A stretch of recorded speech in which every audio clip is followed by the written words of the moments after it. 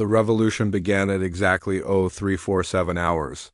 Hegemony Standard Time, during the night shift when guard presence was at its minimum.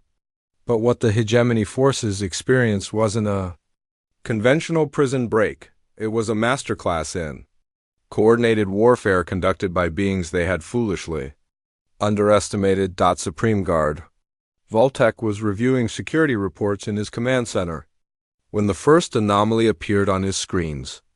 "Status report," he demanded as his monitoring officer, a six-armed hexapod named Skrit-9, manipulated multiple control interfaces simultaneously. "Minor atmospheric fluctuation in Cell Block 7, Supreme Guard.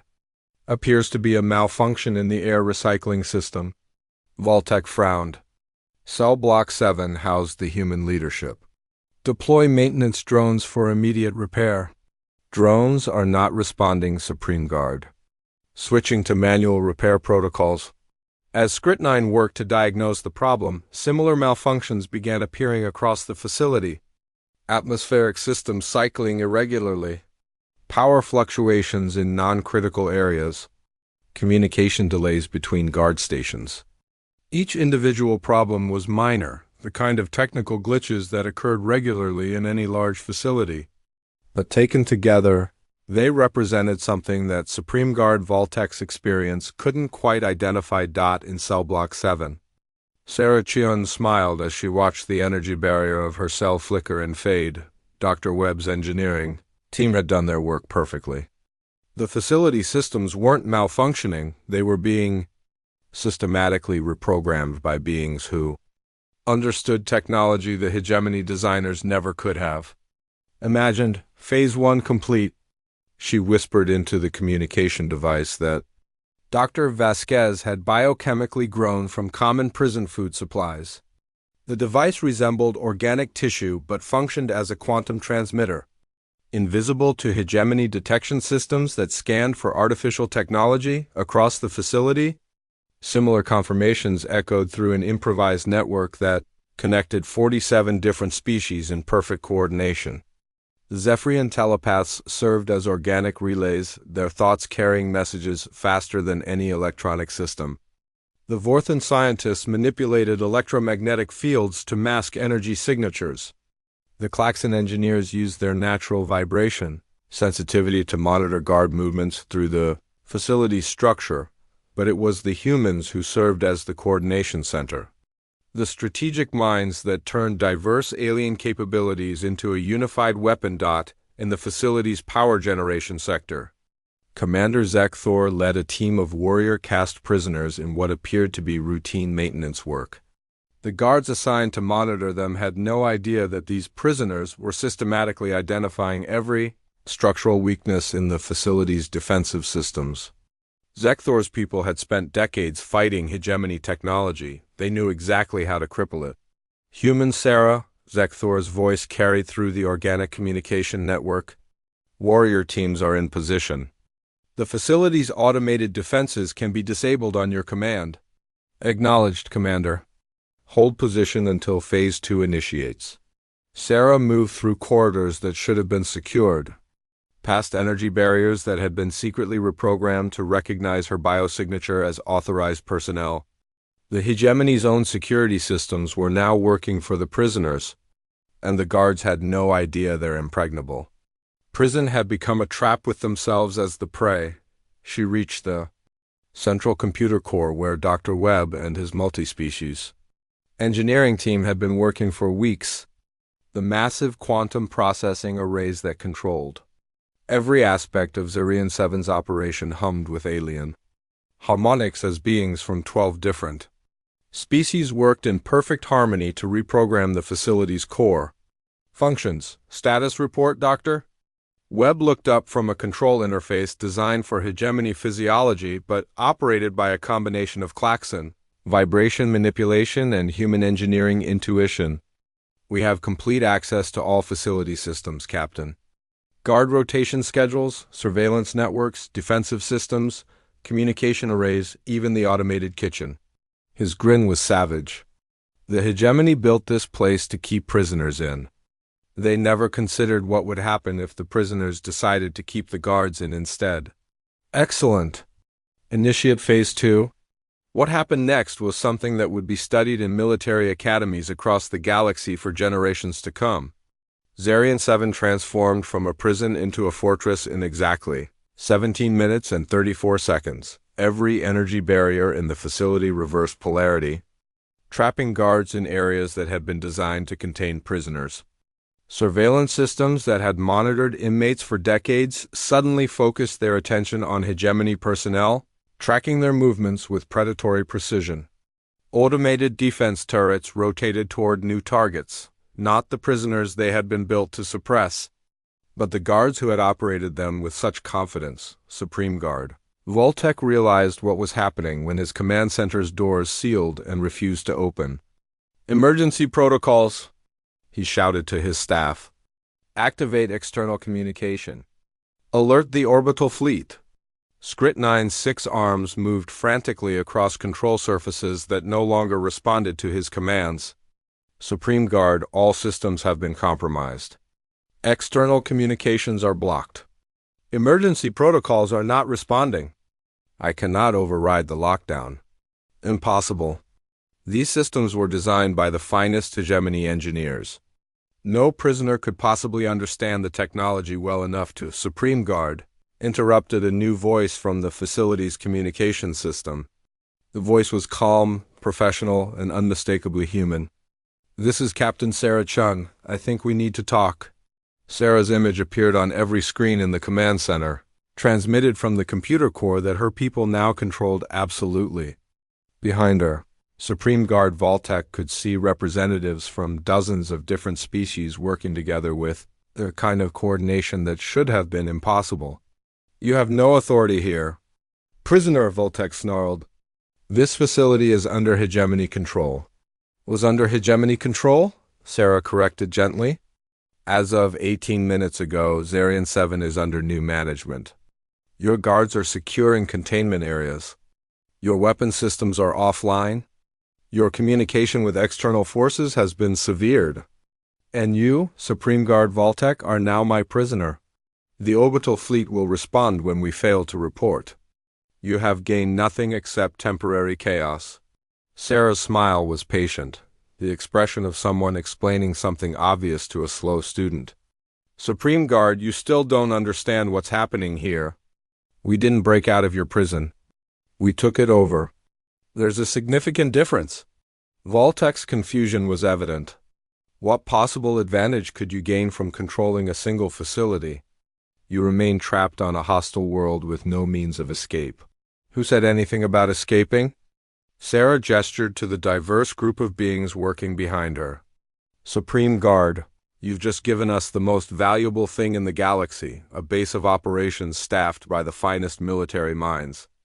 The most brilliant scientists, and the most experienced warriors from 47 different species, all of whom have very personal reasons to want revenge against the hegemony." The truth began to dawn on Voltec's features. "You intend to use this facility as a staging ground for rebellion?" "Rebellion?" Sarah laughed, a sound that carried no humor whatsoever. "Supreme Guard, you misunderstand the scope of what's happening here. We're not planning a rebellion. We're planning a war. And thanks to the hegemony's own policies, we now have the perfect recruiting base." She gestured to a data display that showed the facility's prisoner population. 10,000 beings from 47 species, all with specialized knowledge, all with grievances against the hegemony, all now united under common leadership. "Do you know what that represents?" Voltec remained silent. "It represents the largest concentration of anti-hegemony military expertise in the known galaxy. Engineers who can build weapons the hegemony has never seen. Scientists who can develop technologies your species can't defend against. Warriors who know your tactics better than your own generals because they've been fighting you for decades." Sarah's expression turned serious. "But most importantly, it represents proof that the hegemony's greatest fear was absolutely justified. When the galaxy's so-called dangerous species decide to work together, we don't just resist your control, we make your control impossible." The communication ended, leaving Voltec and his staff trapped in their own command center. surrounded by systems that no longer recognized their authority. Throughout the facility, similar scenes played out as guards found themselves prisoners in the institution they had once controlled, but Sarah's plan went far beyond simply taking over Zarian 7, while her engineering teams worked to convert the prison into a military installation. Other teams were preparing for the next phase of operations. Dr. Vasquez's biochemists had developed atmospheric agents that could be deployed on hegemony worlds, temporarily disabling the natural advantages that made their military forces so effective. The Nixarian acid specialists had created compounds that could eat through hegemony ship hulls.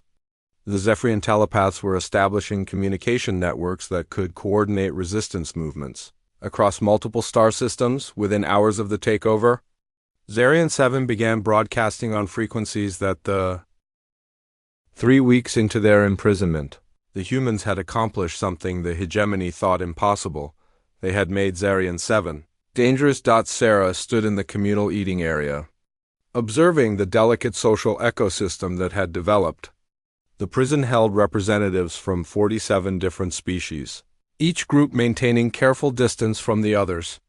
Decades of imprisonment had created rigid hierarchies and unspoken truces. The Zephyrians controlled the eastern cell blocks through their natural telepathic abilities. The Cronan engineer clans had claimed the maintenance sectors. The warrior caste of the Phalaxian Empire dominated the exercise areas through sheer physical intimidation. Into this carefully balanced environment, humanity had introduced chaos.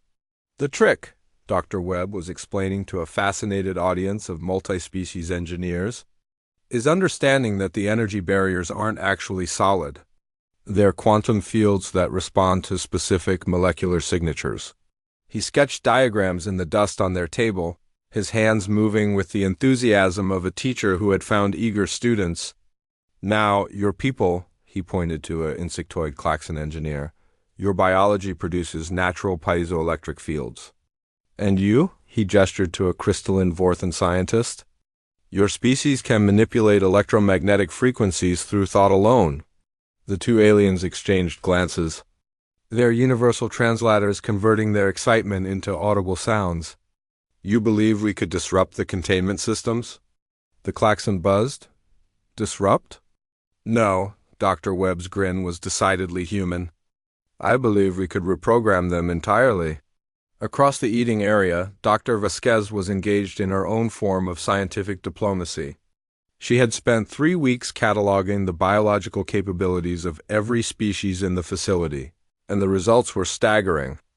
The hegemony had unknowingly imprisoned beings with natural abilities that, when properly coordinated, could overcome any technological defense. The fascinating thing about your species, she told a group of Nixarian biochemists, is how your natural acid production could neutralize the atmospheric processors that maintain the facility's life support. She lowered her voice, speaking in a mixture of Nixarian clicks and human English that the surveillance systems couldn't properly translate. Of course, we'd need to ensure that only specific sections were affected. Surgical precision rather than wholesale destruction. The lead Nixarian, an elderly being named Vexka, studied her with compound eyes that reflected decades of imprisonment. Human Dr. Vasquez, your suggestion implies coordination between multiple species. Such cooperation has never been achieved in this facility. That's because no one ever had the right motivation before. Dr. Vasquez smiled, and there was something in that expression that reminded the aliens why humanity had been classified as a galactic threat. Tell me, Vexka, how many of your people did the hegemony kill during the conquest of your homeworld? The Nixarian's mandibles clicked in what his translator rendered as bitter laughter. 17 million. My spawn among them? Then you understand perfectly why coordination is not only possible, but inevitable. Meanwhile, in the most dangerous part of the facility, Sarah was conducting her own recruitment drive. Cell Block 12 housed the violent criminals and prisoners of war that even the hegemony considered too dangerous for general population. These were beings who had fought the hegemony military directly and lost. Human, growled Commander Zek Thor of the Battlecrest Legion, his massive frame barely fitting through the corridor doorway. "You seek audience with the exiled? Why?" Sarah looked up at the 9-foot-tall warrior whose people had held off 3 hegemony fleets before finally falling to overwhelming numbers. Zekthor's species was built for war, armored hide, natural weapons, reflexes that could dodge energy blasts. He had been imprisoned for 15 years after his capture, and his reputation for violence had earned him respect even among the other dangerous prisoners. "Because, Commander, I have a proposition that might interest you." Sarah's voice carried the quiet confidence of someone who had commanded troops in impossible situations. "How would you feel about the opportunity to kill hegemony guards legally?" Zekthor's laugh rumbled through the corridor like distant thunder. "Impossible. The facility's security systems would vaporize any prisoner who attacked a guard. Not if the security systems were under our control." Sarah stepped closer, meeting the alien warrior's gaze without flinching. "Not if we could make the facility's defenses work for us instead of against us." "Explain." "The hegemony made a mistake when they imprisoned us all together. They gave us the greatest weapon in the galaxy, diversity of knowledge and capability. Every species here has something unique to contribute. Your people are natural warriors with tactical experience fighting hegemony forces. The engineers from a dozen species can manipulate the facility's systems. The scientists can create new technologies from scavenged materials." Zekthor's eyes narrowed. "And what can humans contribute to this impossible alliance?" Sarah's smile was sharp as a blade. "We're the species that figures out how to make impossible alliances work." The conversation was interrupted by the approach of guard patrol. The humans had learned to read the patterns of prison security during their first week. Guards moved in predictable rotations, always in groups of 3, always from species with natural advantages that made them difficult to ambush. The current patrol consisted of a hegemony overseer with psychic detection abilities, a heavily armored Thulex with natural weapons, and a floating Etherian whose energy manipulation made it nearly invulnerable to physical attack. But as the patrol passed, something unprecedented happened. Each guard nodded respectfully to Sarah as they went by. Zekthor stared in amazement. "How did you earn their respect in mere weeks?" "I didn't." Sarah's voice carried a note of satisfaction. "I earned their fear." The truth was that humanity's reputation had preceded them to Zarian 7. Every guard in the facility had been briefed on the new prisoners, the species that had somehow fought the entire hegemony to a standstill for over a decade despite being vastly outnumbered and outgunned. The species that had turned every military engagement into a nightmare of unpredictable tactics and impossible victories. Snatched from certain defeat, the guards weren't showing respect. They were showing the careful courtesy that intelligent beings offered to apex predators. Over the following days, Sarah's plan began to take shape.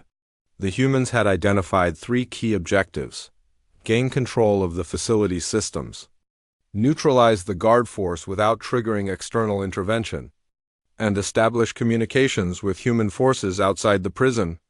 Each objective required the unique capabilities of different imprisoned species working in perfect coordination. Dr. Webb had assembled a team of 23 engineers from 12 different species. Working in the facility's maintenance areas during their assigned labor periods, they began the delicate process of mapping and understanding every system in the prison. The Vorthan could sense electromagnetic fields through the walls. The Klaxon could detect structural weaknesses through vibration analysis.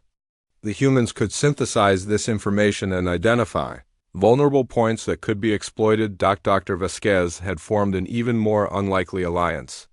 Her team of xenobiologists and biochemists was developing compounds that could affect the facility's atmosphere in targeted ways. The goal wasn't to poison anyone. That would trigger immediate external response. Instead, they were creating substances that would temporarily disable the guards' natural advantages while leaving the prisoners unaffected. But the most dangerous part of the plan fell to Sarah herself.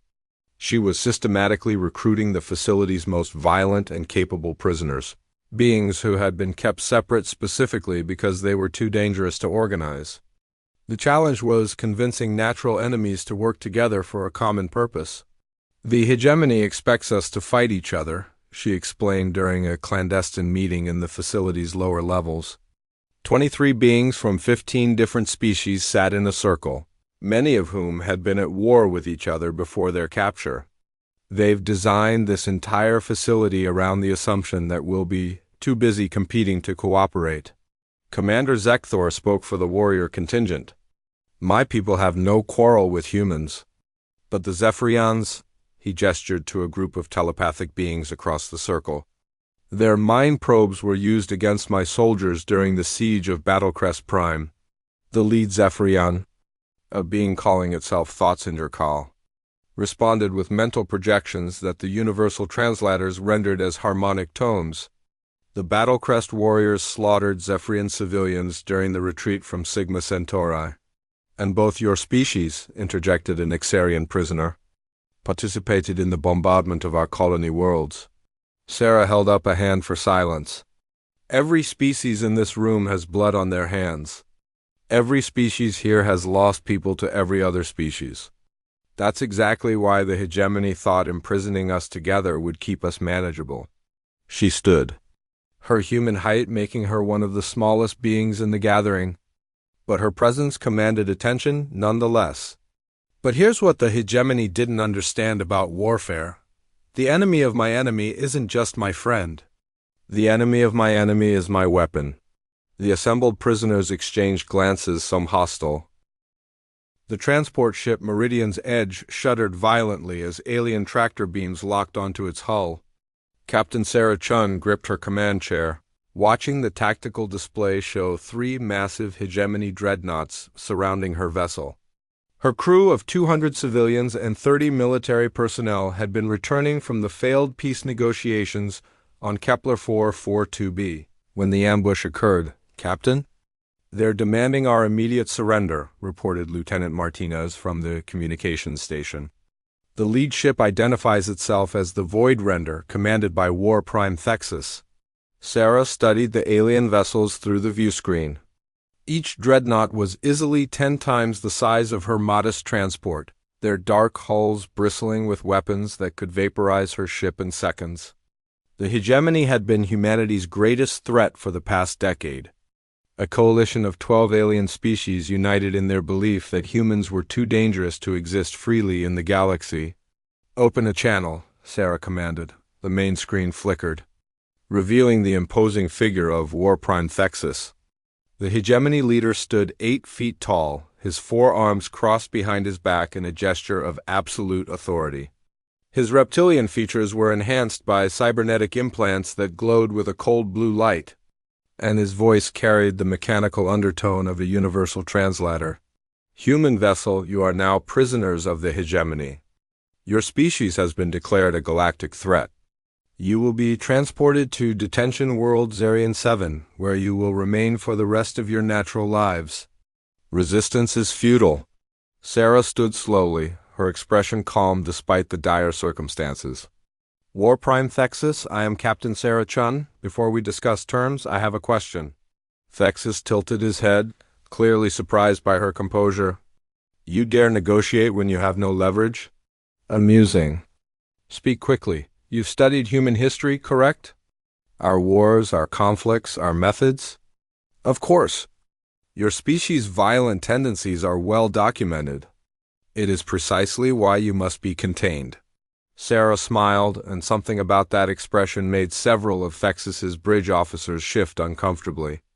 Then you know we don't always fight the battles our enemies expect us to fight. Explain yourself, human. You've captured us, yes? You're going to lock us away on a prison world? But here's what you haven't considered. What if we don't want to escape? Thexus's cybernetic eye whirred as it focused on her. Impossible. All sentient species desire freedom. Not if we can accomplish more from inside your prison than we could running free. Sarah's smile widened. You see, War Prime, you've just made the biggest tactical error in hegemony history. You've given us exactly what we need. The alien leader's features twisted into what might have been confusion. Your words make no sense. You are defeated, captured, powerless. Powerless? Sarah laughed, a sound that somehow carried threat rather than humor. You've gathered humans from across the galaxy and you're putting us all in one place. Do you have any idea what happens when you concentrate human ingenuity, determination, and resourcefulness in a single location? You will be closely monitored, heavily guarded. Your technology will be confiscated. Technology? Sarah shook her head. War Prime, our greatest weapon isn't our technology. It's something you can't confiscate, something you can't monitor, something that exists in the mind of every human you're about to imprison. Thexus leaned forward, his voice dropping to a growl. And what is this supposed weapon? Hope, and the absolute refusal to accept that any situation is impossible to overcome. The War Prime's laugh was like grinding metal. Hope will not save you from Zarian 7. The prison world is a fortress. The environment is hostile. The native predators are deadly. The facility itself is impregnable. Thousands of prisoners from dozens of species have tried to escape over the centuries. None have succeeded. Who said anything about escaping? Sarah's expression turned serious. War Prime, let me share something about human psychology.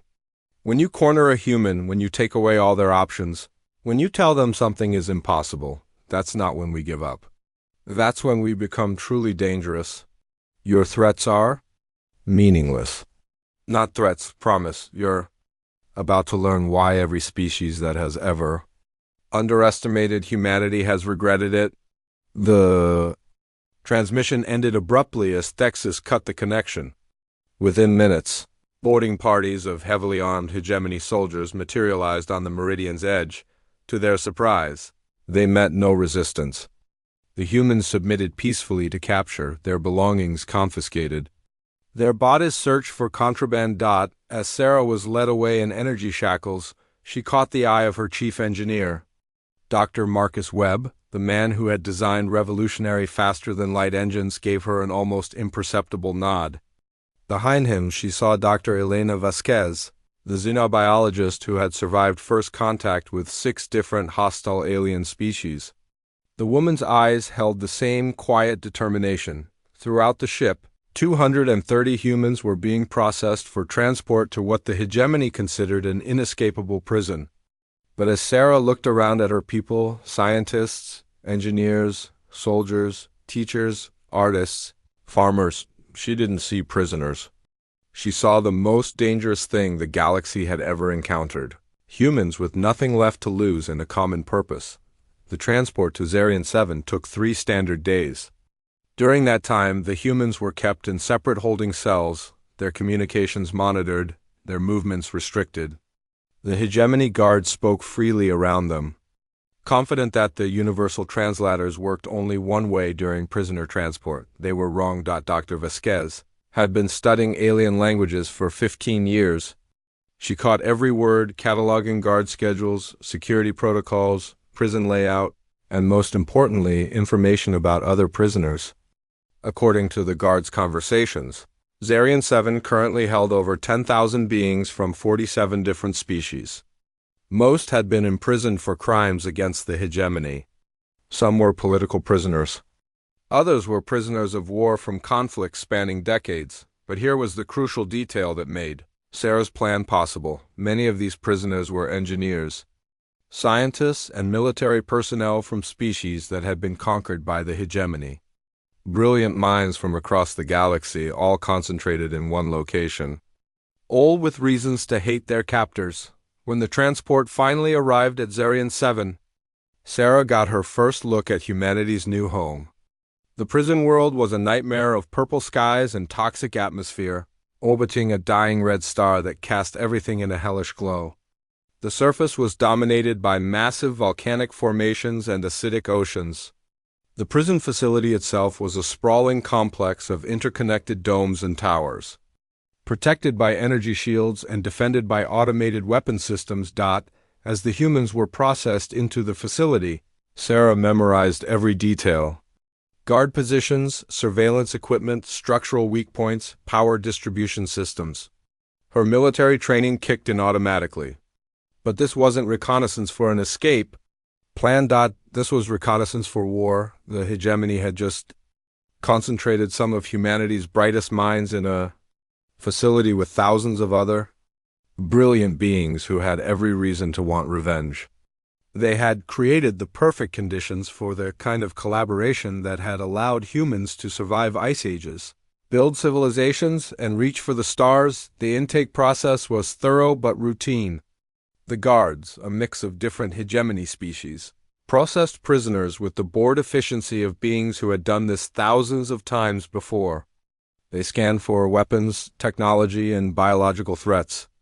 They found nothing suspicious among the humans, because there was nothing to find. Sarah smiled as she was assigned to Cell Block 7. The guards had taken everything they could see, but they couldn't take human memory, human creativity, or the simple human refusal to accept defeat.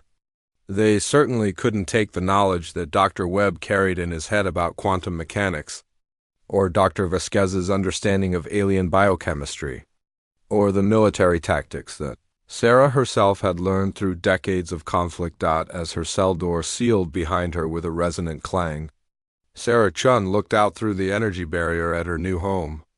Somewhere in this facility were thousands of beings who had the knowledge and motivation to bring down the hegemony from within.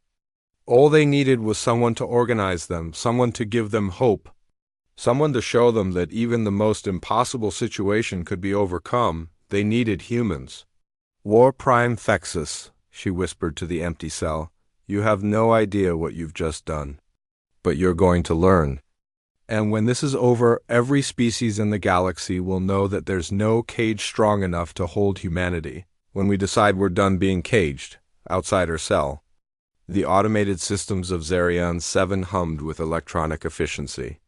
Guard patrols moved through corridors with clockwork precision. Surveillance systems monitored every corner of the facility. The hegemony's greatest prison operated exactly as it had for over a century, but deep in the facility's cell blocks, something new had been introduced into the equation. Something that had never been imprisoned here before. Something that didn't accept the concept of permanent defeat. Humanity had arrived at Zarian 7, and nothing would ever be the same.